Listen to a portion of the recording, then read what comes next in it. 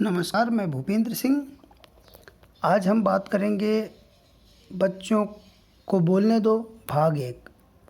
बच्चों की जो विचार प्रक्रिया है वो उसके समुदाय, संस्कृति और परिवेश से प्रभावित होती है। तो उस विचार प्रक्रिया से बच्चे को बोलने की जो क्षमता विकसित होती है उसके बारे में हम बात करेंगे।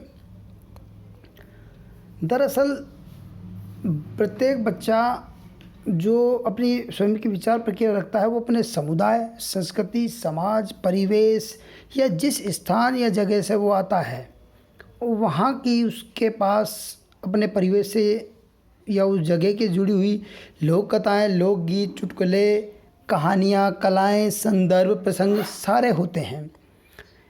अब ये जो संदर्भ, प्रसंग, कलाएँ, कहानियाँ होती हैं इनसे बहुसांस्कृतिक वातावरण को समृद्ध बनाने में मदद मिल सकती है, क्योंकि बहुत सारी संस्कृतियाँ जब मिलती हैं तो सांस्कृतिक वातावरण वास्तव में समृद्ध ही बन जाता है, क्योंकि विभिन्न प्रकार के वैचारिक जो मतभेद हैं वहाँ पर उत्पन्न होते हैं और उन मतभेदों से ही समाधान भी निकल के बाहर आता है। बच्चे के कक्षा में बोलने की क्षमता का इसी बहुसांस्कृतिक वातावरण से पता चलता है और उसका विकास भी किया जा सकता है। बात करें विकास के मूल मंत्र की। दुनिया भर के देशों ने अपनी अपनी शिक्षा पद्धतियाँ, अपने अपने तंत्र जो विकसित तो कर लिए हैं, लेकिन कहीं ना कहीं सभी के लक्ष्य और उद्देश्य इनके समान हैं और उन समान उद्देश्य और लक्ष्यों के कारण ही हम लोग ग्लोबल एजुकेशन की तरफ बढ़ रहे हैं। जैसा कि ब्रिटेन की शिक्षा का मूल मंत्र यही है कि 15 से 16 वर्ष तक के बच्चे का इतना विकास कर दिया जाए कि वह अकेला पूरी दुनिया में घूम सके और स्वयं के लिए आजीविका की व्यवस्था कर सके। यानी ये ब्रिटेन की शिक्षा का मूल मंत्र है कि जो शिक्षा है वो बच्चे की आजीविका की व्यवस्था करने वाली हो। जैसा कि हम बुनियादी शिक्षा की बात करते हैं गांधी जी की, तो या उसको वर्धा शिक्षा योजना भी कहा जाता है, तो उसका उद्देश्य यही था कि train the brain using hand practice, यानी हाथों के कार्यों के द्वारा उसके ब्रेन को विकसित किया जाए। इसका मतलब सीधा सीधा यही है कि बच्चे में कौशल की शिक्षा दी जाए ताकि, और वो कौशल ऐसे हों ताकि वो अपनी आजीविका की व्यवस्था स्वयं कर सके। जैसा कि राष्ट्रीय पाठ्यचर्या की रूपरेखा 2005 यानी NCFT 2005 के अनुसार विकास का मूल मंत्र यह है कि जो किताबी ज्ञान है उसको दोहराने की क्षमता के विकास के बजाय पाठ्यचर्या ऐसी बना दी जाए कि वे अपनी बच्चे हैं जो अपनी आवाज़ ढूंढ सकें, अपनी उत्सुकता का पोषण कर सकें और अपने स्वयं कार्य करने में सक्षम हो सके, यानी स्वयं का काम स्वयं कर सके। आवश्यकता पड़ने पर सवाल भी पूछ।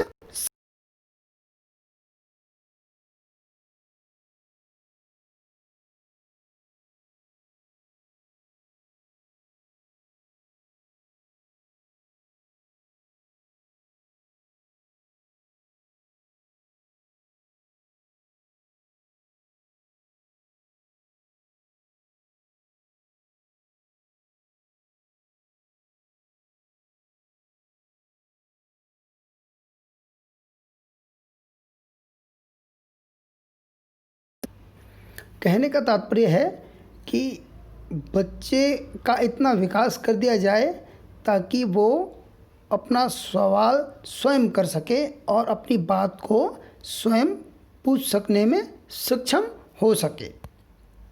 अब इन चीज़ों के लिए ध्यान रखने योग्य है कि अब एक शिक्षक ऐसा क्या करे कि बच्चे में बोलने की क्षमता का विकास किया जा सके। अब अध्यापक को ध्यान रखना चाहिए कि उसकी कक्षा में आने से पहले जो बालक है वो अपने परिवार से, अपने अभिभावक यानी माता पिता से, अपने दादा दादी से, नाना नानी से, अपने चाचा चाची से, यानी और अपने मित्र मंडली से जो बचपन की उसकी होती है पीयर ग्रुप से, तो उसे बहुत सारे अनुभव प्राप्त होते हैं। जब अध्यापक इन अनुभवों को ध्यान रखेगा तो और उन अनुभवों के साथ ध्यान में रखकर उसको पढ़ाया जाएगा तो निश्चित ही बच्चे में बोलने की क्षमता का विकास होगा।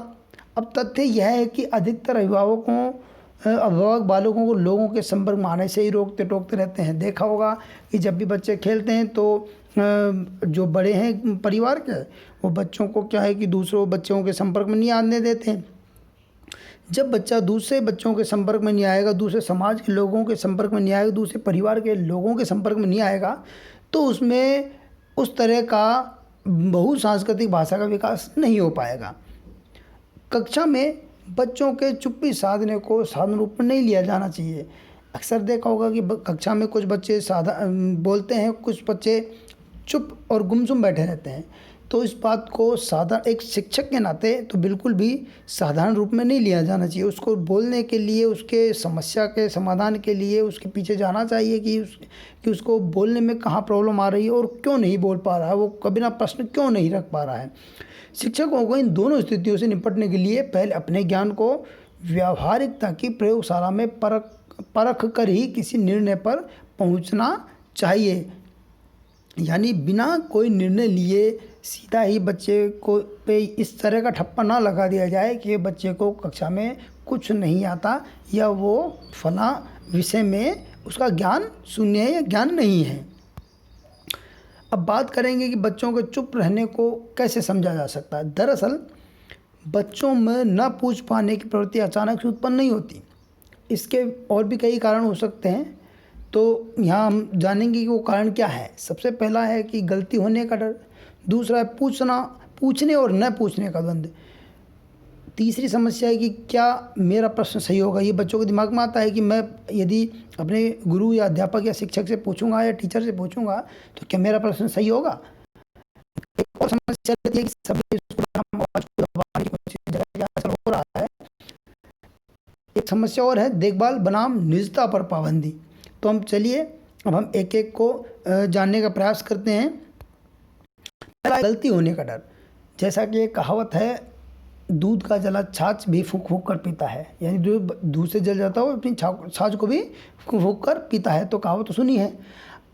इसका मतलब ये है कि जब एक बार गलती कर दी जाती है तो उससे कई प्रकार के अनुभव उत्पन्न होते हैं। जैसा कि यदि कोई बच्चा गर्म चीज़ को छू लेता है एक बार, तो वो उससे बार बार उस चीज़ को छूने से डरता है कि कहीं गर्म तो नहीं है। लेकिन अभिभावक बच्चे को बार बार सामान्य गलती भी नहीं करने के लिए टोकते रहते हैं। यानी वो ये चाहते हैं, बच्चा जब भी बच्चा खेलता है तो साइकिल भी चलाता है तो कहते हैं कि नहीं नहीं गिर जाओगे, लग जाएगी। जब तक बच्चा साइकिल चलाने का प्रयास ही नहीं करेगा तो वो सीख नहीं पाएगा। यानी यहाँ पर एक तरह से थार्डाई का अभ्यास और त्रुटि का नियम यहाँ पर लागू होता है। एक बार मेरे एक मित्र की बेटी जो अपनी मित्र मंडली के साथ गोवा घूमने के लिए जाने के लिए मेरे मित्र से पूछ रही थी, यानी अपने पिता से पूछ रही थी। तो मेरे मित्र ने मना कर दिया कि नहीं जाना है तुम्हें, वहाँ पर अकेले जाओगे, कैसे जाओगे, खो जाओगे, कहाँ रुकोगे, कहाँ खाओगे, कहाँ पियोगे। कहने का तात्पर्य ये है कि जब बच्चे के सामने समस्या आएगी ही नहीं तो वो समस्या का समाधान ढूंढने का प्रयास भी नहीं करेगा। जब समस्या आएगी तो स्वतः सूझ उसके दिमाग में उत्पन्न होगी। यानी कोहलर का जो सूझ के सिद्धांत की हम बात करते हैं तो यही है कि जब समस्या आएगी तो समाधान भी मस्तिष्क ढूंढने का प्रयास करता है और करेगा। दुनिया भर की कक्षा में अक्सर यही होता है कि कम बोलने वाला या कभी न बोलने वाले बच्चे जो भूलवश कभी कुछ पूछ लेते हैं तो शिक्षक क्या करते हैं, उसके प्रश्नों को तवज्जो नहीं देते। वो उसको ये मजाक भी बनाते हैं कि देखो देखो मौन व्रत इसने तोड़ दिया है, आज तो बहुत दिनों बाद बोला है। और लोग तो ये भी कह देते हैं शिक्षक कि देखो आज ईद का चांद निकला है। तो इस तरह के बच्चे का मजाक जब कक्षा में बनाया जाता है, लेकिन दरअसल वो शिक्षक ये नहीं जान रहे होते हैं कि उनके रोकने टोकने और मजाक करने की इस प्रवृत्ति से ये जो मौन व्रत जो बच्चे ने धारण किया था वो जीवन भर बोलने पर ताला लगा दिया गया। यानी वो बच्चा जीवन भर बोल नहीं पाएगा। तो शिक्षकों को इस बात का ध्यान रखने की आवश्यकता है। अब बात करेंगे कि पूछने और न पूछने का द्वंद्व बच्चे में किस तरह चलता है। अक्सर ऐसे उदाहरण देखने को मिलते हैं कि बच्चे कक्षा में चाहकर भी पूछने और न पूछने के द्वंद्व के बीच अटके रहते हैं। इस द्वंद्व का कारण बच्चे तो बिल्कुल भी नहीं है। उसका रीज़न क्या है कि बच्चे इस द्वंद्व का कारण नहीं है, क्योंकि सारी समस्या वो उत्पन्न होती है कक्षा में। तो वो अपने मित्रों से होती है या शिक्षक के द्वारा उत्पन्न की जाती है। इस समस्या के लिए दो तथ्य जिम्मेदार हैं। प्रथम तो वह जिस परिवेश में बच्चे बड़े होते हैं उस परिवेश में बच्चों को बोलने के क्या अवसर दिए गए, अर्थात अवसर दिए भी गए या नहीं दिए गए, यानी जिस परिवेश से, परिवार से, समाज से बच्चा आया है, क्या उसको वहाँ पर बोलने के अवसर दिए गए, यानी उसके विचारों को विकसित होने का अवसर दिए गए। दूसरा, जिस परिवेश में बच्चे ने औपचारिक शिक्षा प्राप्त की अथवा कर रहा है, ये दोनों बातें बच्चे के पूछने न पूछने के द्वंद्व पर निर्भर करती हैं। यानी औपचारिक शिक्षा कहाँ पर, कक्षा में या और कहीं वो जहाँ पर पढ़ने जाता है या जिस संस्थान में वो पढ़ता है वो। बच्चों के बोलने पर दरअसल बार बार जब अंकुश लगाया जाता है तो उसका कक्षा ही नहीं बल्कि अनौपचारिक माहौल में भी पूछने और न पूछने के द्वंद्व में फंसाने की ये सारी समस्याएं भी उसकी जिम्मेदार होती है। यानी जब औपचारिक माहौल में बच्चों को बोलने का अवसर नहीं दिया जाता तो वो अनौपचारिक माहौल में भी बोल नहीं पाता। देखा होगा अक्सर सामान्य जो पारिवारिक बातचीत में भी बच्चे खड़े होकर चले जाते हैं, शर्माते हैं, बोलते नहीं हैं, कुछ पूछ नहीं पाते हैं। एक अगली समस्या है, क्या मेरा प्रश्न सही होगा, यानी जो बच्चा है वो अक्सर ये सोचता है कि मैं जो पूछने वाला हूँ कक्षा में क्या वो गलत तो नहीं होगा, शिक्षक या बच्चे या जो साथी हैं वो मजाक तो नहीं बनाएंगे। तो ये समस्या भी सामने आती है। मेरे पड़ोस में एक बच्चा रहता है कार्तिक, जो 12वीं कक्षा में पढ़ता है। उसने गणित विषय लिया हुआ है, लेकिन जब भी किसी प्रश्न के उत्तर मेल नहीं खाते तो हर बार उसके शिक्षक से उसे एक ही वाक्य सुनने को मिलता है जब कक्षा में कुछ पूछता है कि मैं जोड़ बाकी नहीं सिखाने बैठा हूँ, यहाँ समाकलन और अवकलन सिखाने के लिए हूँ। यानी शिक्षक ये कहता है कि मैं जोड़ बाकी नहीं सिखाने बैठा हूँ, यानी मैं तुम्हें हर जो कैलकुलेशंस है उनको सिखाने के लिए यहाँ पर हूँ। तो क्या एक शिक्षक का यह उत्तरदायित्व नहीं है कि वह प्रत्येक सही प्रश्न का जवाब बच्चों को दे? हो सकता है कहीं मिस्टेक हो रही हो तो बताने में आपत्ति नहीं होनी चाहिए। लगभग हर कक्षा में बच्चों को ये कहकर टालने की एक कोशिश रहती है कि पिछले पाठ को तुम्हें ठीक ढंग से या तो पढ़ा नहीं है, फलाना सूत्र तुम्हें याद नहीं है, फला सिद्धांत तुम्हें पता नहीं है, इसीलिए तुमने जो पूछा है वह मैं नहीं बताऊंगा। ये शिक्षक का रवैया अक्सर देखने को मिलता है। तो ये रवैया शिक्षक का सही नहीं है। अतः प्रश्न कोई भी हो, शिक्षक की ये जिम्मेदारी है कि प्रश्न से संबंधित सभी संपत्तियों को ठीक तरीके से विद्यार्थियों को बार बार समझाएं, क्योंकि एक शिक्षक को बच्चों को प्रश्नों को समझने वाला होना चाहिए। प्राकृतिक और सामाजिक घटनाओं के प्रति उनका दृष्टिकोण बदलने और नई टिप्पणियां खोजने वाला होना चाहिए। सीखने के प्रति बच्चों का अवधान यानी अटेंशन यानी एकाग्रचित करने वाला होना चाहिए और पूर्व अवधारणाओं और ज्ञान के प्रति नया नज़रिया रखने की ज़रूरत है शिक्षक को, अन्यथा बच्चे पिछड़ जाएंगे। अब हम बात करेंगे कि सभ्य स्कूल बनाम आवाज़ को दबाने की कोशिश, यानी स्कूल सभ्य है और वहाँ पर बच्चे की आवाज़ को कैसे दबाया जाता है, यानी सभ्यता का पहनावा ओढ़ने के बाद बच्चे की आवाज़ को दबाने की कोशिश कैसे की जाती है। सुबह सुबह किसी चौराहे पर जब आप खड़े होंगे तो आप देखना छोटे जो बच्चे जाते हैं वो कलरफुल ड्रेसेज में रहते हैं, बिल्कुल तितलियों की तरह दिखाई देते हैं और हंसते खेलते जाते हैं। तो देखकर लगता भी है कि भाई भविष्य ऐसा ही होना चाहिए। लेकिन स्कूल की जब चार दीवारी में बच्चे पहुंचते हैं तो उनकी खिलखिलाहट गायब हो जाती है, क्योंकि वहाँ बच्चों को सभ्य बनाने के प्रमाण पत्रों पर कार्य शुरू होता है। दरअसल जो अध्यापक हैं बच्चों के खेलने कूदने, उनकी कार्यशैली को हुड़दंग मचाने का नाम देते हैं। भाग दौड़े खेलों पर प्रतिबंध लगा देते हैं, लग जाएगी, तुम्हारे माता पिता आएंगे हमसे पूछेंगे, केवल इसी जिम्मेदारी से बचने के लिए।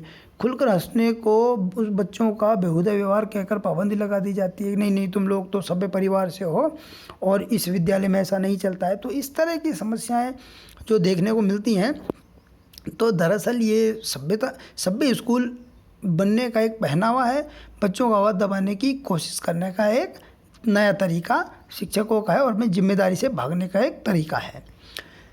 यहीं से बच्चों को लगने लगता है कि कक्षा में हमेशा चुप बैठे रहना ही सभ्यता और अनुशासन है। यानी तब बच्चों को लगता है कि कक्षा में हमेशा चुप बैठे रहना चाहिए, स्कूल में सभ्यता से रहना चाहिए, यानी जो चुप्पी है वही सभ्यता है और वही अनुशासन है। इन बेतुकी बंदिशों को नियमों का नाम दिया जाता है, जैसे एक बार में एक ही बच्चा बोले या तभी बोलो जब सही उत्तर पता हो। इस तरह के नियम समानता के अवसर देने के मूल्यों को कमज़ोर करके क्षति पहुंचाते हैं। क्या हो गया जब एक से ज़्यादा बच्चे बोलेंगे, पता है तो बोलने दीजिए, लेकिन आप प्यार से कीजिए कि भाई एक बार में सही उत्तर जो बता रहा है बताए, फिर दूसरे से भी पूछ लीजिए। अब ये भी समस्या रहती है कि तभी बोल जब सही उत्तर पता हो, क्यों क्या बात है। उसको बोलने को प्रेरित करने के लिए हो सकता है उसका उत्तर गलत हो, लेकिन 1% 2% उत्तर ठीक हो तो कोई बात नहीं है, बोलने दो उसको। उसको कम से कम बोलने के लिए प्रेरित करो। सही उत्तर तो बाद में खुद स्वयं ढूंढ लेगा। इस तरह के नियम समानता के अवसर देने के मूल्य कमज़ोर तो करते ही हैं। किसी ने कभी पक्षियों को विद्यालय जाते तो नहीं देखा, तो वो अपने हुनर में किस तरह देखा होगा कि माहिर होते हैं। तिनका तिनका जोड़कर घोंसला बनाते हैं, पानी ढूंढते हैं, अपने पंख फड़फड़ा कर अटकेलियाँ करते हैं। देखा होगा नहाते हुए चिड़ियाओं को। बारिशों में जाके देखिए सड़कों पर जब पानी बरता है, या फिर देखिए बिजली के तारों पर बैठे हुए पक्षी किस तरह अटकेलियाँ करते हैं। या बहुत अब बया पक्षी को देख लीजिए किस तरह का घोंसला बुनती है। इंजीनियरिंग का एक नमूना है एक तरह से। तो उसको किसने सिखाया? वो तो कहीं किसी बीटेक कॉलेज में इंजीनियरिंग करने नहीं गई, लेकिन ये सब प्रकृति ने उसे सिखाया। तो स्वयं करो और करके सीखो। ये इस बात पर राष्ट्रीय पाठ्यचर्या की रूपरेखा 2005 जोर देती है, जिसको एनसीईआरटी ने बनाया है। अब हम बात करें, अतः बच्चों को जो चार दीवारी है उससे बाहर खुले मैदानों में प्रकृति का अनुशासन सीखने की स्वतंत्रता दो।